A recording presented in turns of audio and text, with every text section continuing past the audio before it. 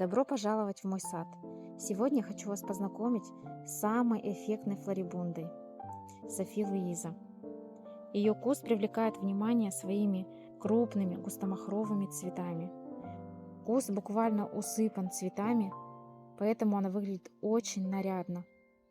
Но красота – это не единственное ее достоинство.